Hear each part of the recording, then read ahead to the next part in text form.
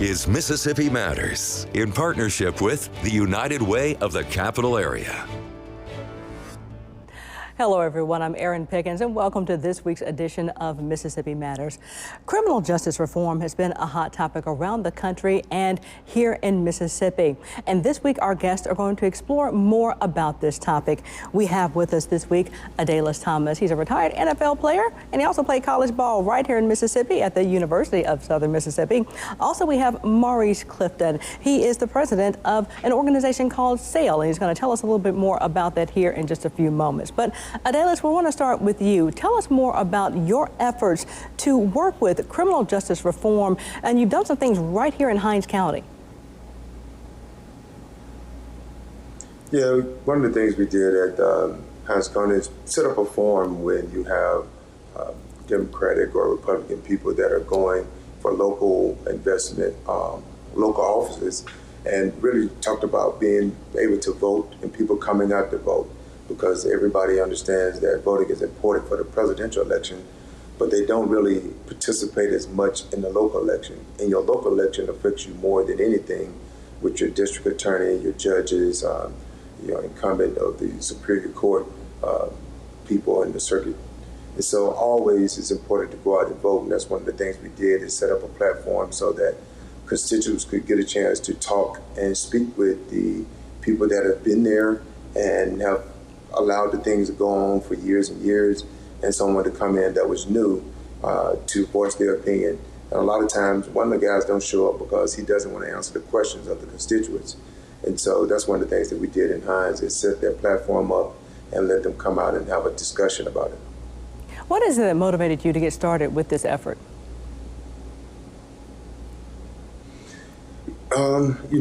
Just seeing people treated unfairly.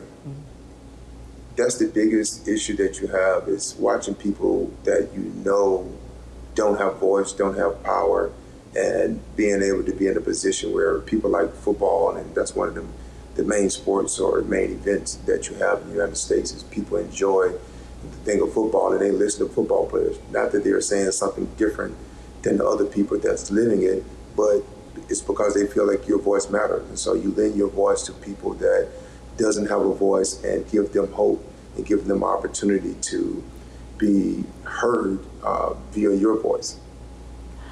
And Maurice, you're the president of SAIL. Tell us what SAIL stands for, and also tell us about your journey with the criminal justice system. Okay, SAIL stands for Mississippi's Advocacy Initiative and Leadership Program. And it was created basically out of necessity, because I'm a formerly incarcerated person. I served 23 years in federal prison for a first-time nonviolent drug offense. And so when I was released from prison 7 months ago, January 10th, I didn't have the necessary resources that were afforded me under the Second Chance Act. So they promised to contact me and to help me reintegrate back into society. But, it's been a challenge. But, nonetheless, I wanted to form an organization that helps former incarcerated people transition back into society. And I also want to work with at-risk kids to kind of guide them off the path, because it only takes one mistake. So I don't want them to make the same mistakes that I made, because I was a straight-A student, in high school. And so I didn't want them to take the wrong path. So it's okay for them to be different. So I wanted to create an organization that works with kids of incarcerated parents and at-risk kids, even in the Jackson Metro and all over the state of Mississippi. So my organization is basically created to bridge the gap, or to create the divide between the parent, the incarcerated parent, and the incarcerated child who's without their parents. And you also did some work, you said, while you were incarcerated, to make sure you were able to have some advantages when you got out as well, correct? Right. What I did was, I took every class I could, Erin. And one thing I did was, I got certified to teach NCCER, and which I want to also bring that to Jackson, because it's so imperative that we as formerly incarcerated people have a trade when we come out. And it's hard finding a job. People frown upon you when you go and try to apply for a job once they find out that you've been incarcerated, and for the number of years that I had been incarcerated. So what I did, I got certified as a SAP technician, so I'm able to use the SAP software in production. I did that for 19 years in Unicor. That's the industry. You know, it's a double-edged sword. You know, people say that the industries in the federal system keeps us incarcerated, but it actually, you know, helps us to become gainfully employed and teach us skill. So I learned to type. I type about 60 to 75 words a minute.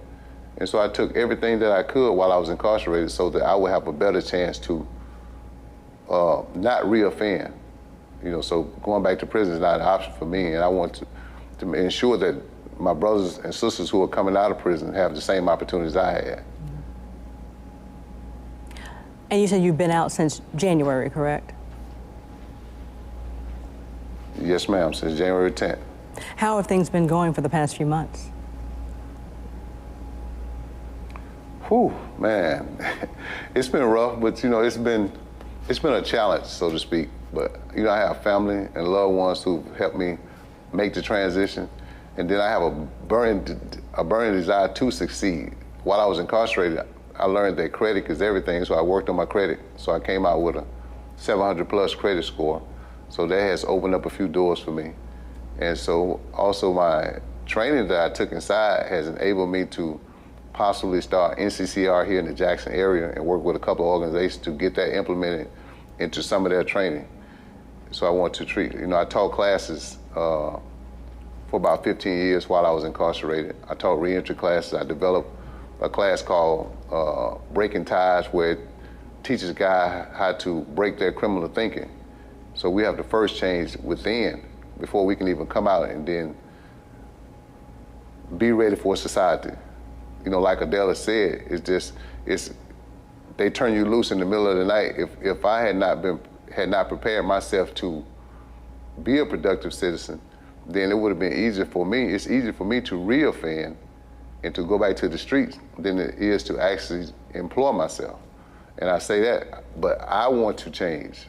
You know, I had to change for me, you know, and my sons. So I have, you know, 4 sons. I lost one of my sons right before I came home, and I always taught them to be their own independent businessmen. So while I was inside, we created an organization called Two Black, where each one of them one of my sons do tattoos, so here's this Two Black art.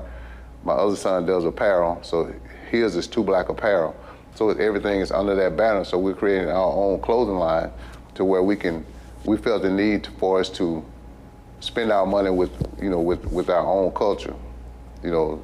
So I want to do the same thing in my town of Mound Bayou and in the Jackson area and all over the state of Mississippi. So I want to empower kids to realize that they can become their own boss and teach that spirit of entrepreneurship, you know, at an early age, and for them to stay away from the streets.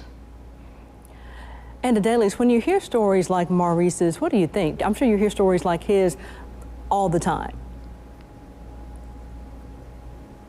Man, the crazy thing is, no matter how often you hear them, it doesn't get any easier or better. Mm-hmm. Because you shouldn't hear stories like someone is a first-time offender spending 23 years in jail. I mean, it's heartbreaking, mm-hmm. you know, to know that you have 4 sons. But I would say that I commend you and the efforts that you've done just to educate yourself. I think the state should appoint you as creating a curriculum for people to get out of jail.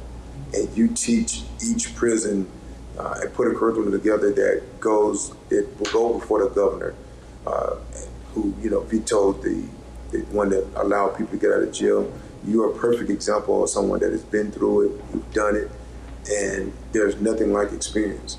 You can go through everything else, but being that you were in there and you did that hard time, and you know the ins and out of the system and what the person in there needs, what it's like to be on the outside. I mean, you're a great story. It's almost like a movie. And for our viewers who are out there who, they hear about criminal justice reform all the time and they think, it's such a huge topic and, it's like, what can I do to help out with something like this? What are some things that people on the outside can do to get involved with criminal justice reform?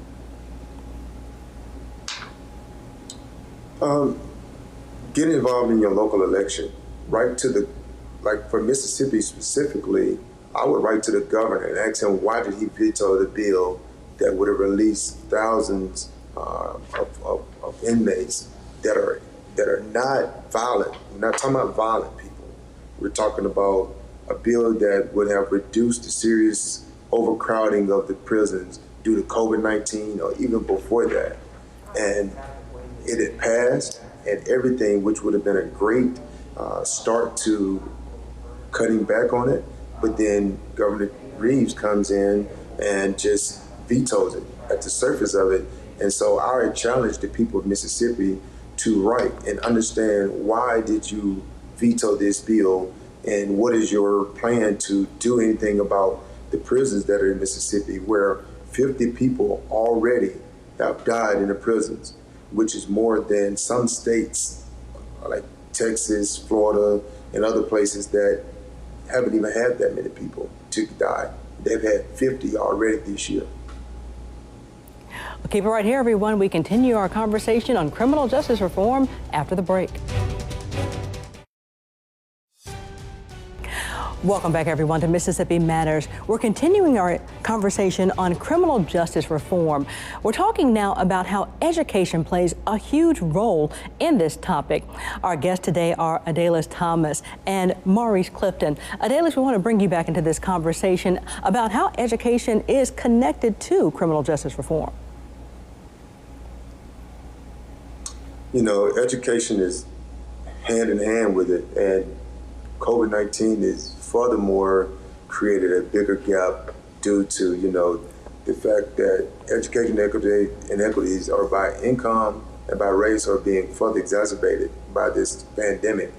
And so when you look at the injustice evidence from the pre-K to 12 plays out in the state and local education funding is inadequate. The disparities are bad, and the digital divide, because everything went to online learning, where you have low-income homes that can't afford Wi-Fi, so they can't get the things of basic needs that they need. So that's one of the things that we're really trying to do is push the FCC to make Wi-Fi and digital stuff available in rural areas and in low-income areas to make it more affordable. When you have someone that doesn't have an education and you speaking to them, they can't comprehend properly, but yet it's still, that's when they get in trouble. With your math and reading scores in Mississippi are 49 and 50 on a consistent basis. Mississippi is just one of those. When you look at Alexander versus Holmes in the court case, where they looked at the disparity of segregation and how blacks being at one school, white being in another school, and the disparity of test scores. All those things of the Delta is just more stories that you just hear about Mississippi. And so it's very important to spend more money on education, and you get the return on your investment by having better citizens, productive citizens who can pay taxes and be a good citizen to society, instead of putting money to the prison system and being more in debt and punishing people for nonviolent crimes. And Maurice, you mentioned when you were incarcerated that you used education to help you. You said you took every class that you could. You even taught some classes while you were in there. Talk more about how education helped you while you were incarcerated and how it's helping you now that you're out. Well, the biggest way it helped me, when I first went in 1997, I wanted to take every day. My reintegration back to society started then. So I knew that I had to take everything I could. So first thing I did was I took typing. I didn't know how to type, so I learned how to type. And what it did, it better equipped me to find the best job inside, which was Unicor. Most institutions, it was Unicor, so I ended up getting into the business office. And so I taught reentry. And I knew that a lot of guys I saw coming back that were reoffending, they didn't know how to write a resume. The same dot code skills that they use in prison are the same one that they use outside. So I learned the system of how to effectively write a resume. So I taught resume writing skill, interview skills, anything to do with reentry. You know, how to get a job, how to dress for success. And so we did. The staff were so impressed with some of the programs I was doing, they let me participate in job fairs. So we created mock job fairs, and then we did seminars where people came in from the outside to teach guys some of these same skills. You know, so one of the things that if there are anybody who's incarcerated that are watching, I encourage you, man, if you're inside, learn a trade, take every class you can, because it's not easy out here. You have to be ready to fight the uphill battle, because people are going to already judge you based on you being incarcerated. And so that's one of the things that prepared me. They're building prison based on our kids' reading level. You know, so like Adela said, Mississippi is like at the bottom of the totem pole. So we have to get our kids up to par in the educational system, because when their reading scores come out, they're saying that we need another prison over here in the Delta, because these guys are not going to be able to be productive citizens, so we're going to build a place for them. So they have monetized the prison system instead of putting the money in education like Adela say. So I just think it's unfair to our kids or to the citizens of the state of Mississippi and over the United States to watch them build prisons to house our kids. 1 in every 3 black male will go to prison. That's a statistic. 1 in every 7 white male, or 1 in 7 white Hispanic males, and 1 in 14, white males will go to prison. So what are they telling you? That for every 3 kids that you see walking down the street, 1 of them will be in prison before he's 17. And then we're letting our kids get caught up in the criminal justice system at an early age. What that does is all your juvenile charges that you have, whether it's truancy or anything, that's on your record. So in the federal system, they use that to sentence you and give you more time. So this is something that they're not doing. We have to, like Adela said, we got to do on the local level. We got to start in our municipalities and educate each other on the things that are going around in the system. And you also mentioned too, Maurice, about communication, education and communication on the inside, even communicating with the staff inside the prison is important. Yes, what I did was, while I was at Beaumont, they had a group to come in and start a Gavel Club. So we ended up transferring that Gavel Club. Gavel Club is a offshoot of Toastmasters. So I ended up starting a Toastmasters, and I saw the change in the different guys building up their confidence and communication skills, allowing them to be able to communicate with each other and with staff. There's a great divide within the criminal justice system of how staff interacts with inmates. So what Toastmasters did for me, and a lot of other guys that I saw, it bridged the gap of communication. You can understand, and you had the confidence to approach a staff and to explain your problem to them. So I ended up starting the Toastmasters in Yazoo, Inside Out. And so Toastmasters, the statistic says that when a guy is effectively able to communicate with staff, then he's less likely to reoffend, and it builds him confidence to, even on a job interview. So it was so many things that that Toastmasters did for me on the inside. So if there's anyone, if there are any institutions around, they should start, whether it's the local jail or anything, and I think that they should even do it. They have Toastmasters for kids. So I want to start a Toastmaster organization. I'm looking to join one here in Jackson, but I like to start Toastmaster within the public schools to teach kids the confidence of speaking to their peers or their elders or anything, just proper communication skill. And today, Liz, I know that you, again, former NFL player, so you have tried to work with people on, the level of, the professionals, the leaders, and the stars to help bridge that gap, to work with the prisoners, to kind of help get those who have to work with the prisoners to get those resources to them to do these things, right? We have, but I think the biggest thing in Mississippi is they need to close Parchman. There is no fixing it. It doesn't matter who's the warden. It needs to would dramatically reduce the population across the state, increase parole eligibility opportunities, and the habitual offenders law, they need to get rid of it. And so all those things could go to change, but Parchman facility itself is a problem and you can't fix it. It needs to close. That is the biggest issue that they have, because it's so many different deaths in there that goes uninvestigated, and loved ones just lose loved ones. And we continue to send people there, although they're nonviolent offenders. And it's just and it starts, like my man said, it starts with the school, police being in school. And then, you know, we used to be in school and you get in some little trouble and you go sit in timeout or go to the office. Now they have officers there to lock you up or take you away, and then it goes on your record, and then, like you said, it starts your pipeline to the prisons. And so I feel that the biggest issue that Mississippi has is the Parchman prison, which needs to be closed at all costs. And we will be watching legislation, and we will be pushing to close it, because it is unhumane the way that facility is, the way they're on top of each other, and it needs to be something done about it. We treat animals better than we do the humans in that place. Keep it right here, everyone. Our final thoughts are coming up next. Welcome back, everyone. We're wrapping up our conversation on criminal justice reform. All right, Maurice, we want to get your final thoughts. Well, my final thought is that everybody in Mississippi needs to ground and pound with letters, phone calls to the governor's office to have him to reinstate 2123. And on the federal level, I just think everybody needs to do the same thing. If you have somebody who's incarcerated, you got to get with your local elected people to try to get them involved in the bill making process and the law making process. There are a lot of things that needs to be changed.